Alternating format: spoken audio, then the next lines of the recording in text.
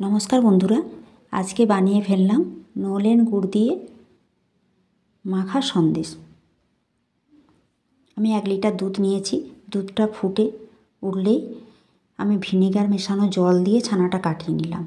আপনারা লেবু দিয়েও কাটাতে পারেন। এভাবে নেড়ে নেড়ে আমার ছানাটা কেটে গেল।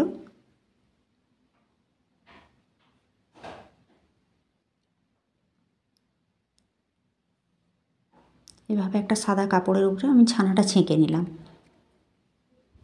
তারপরে ভালো করে জল দিয়ে চেপে চেপে ছানাটাকে শুকনো করে নিয়ে একটা প্লেটের উপরে নিয়ে নিলাম। ছানাটা একটু ঠান্ডা হয়ে গেলে হাতে করে দলে নিলাম। খুব ভালো করে ছানাটা মেখে নিতে হবে।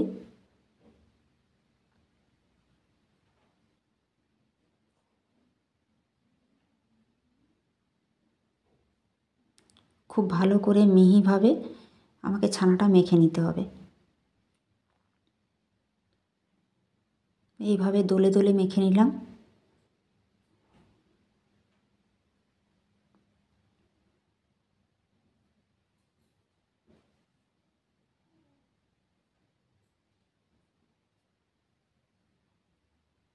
এইভাবে ছানাটা আমার মাখা হয়ে গেছে। আমি কড়াইতে ছানাটা দিয়ে দিলাম।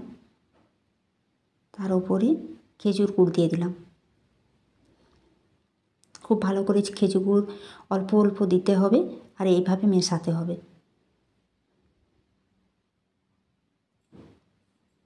হাফ চামচ ঘি দিয়ে দিলাম। আবারও ভালো করে মিশিয়ে নিতে হবে। আবারও অল্প খেজুর গুড় দিলাম। এভাবে নেড়ে নেড়ে শুকনো করতে হবে।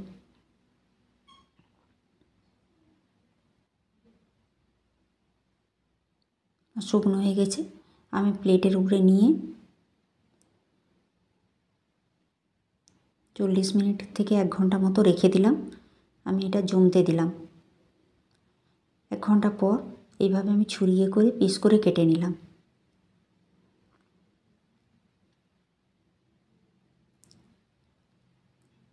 এইভাবে রেডি আমার নলেন গুড়ের মাখা সন্দেশ। মুখে লেগে থাকবে, একবার খেয়ে দেখুন।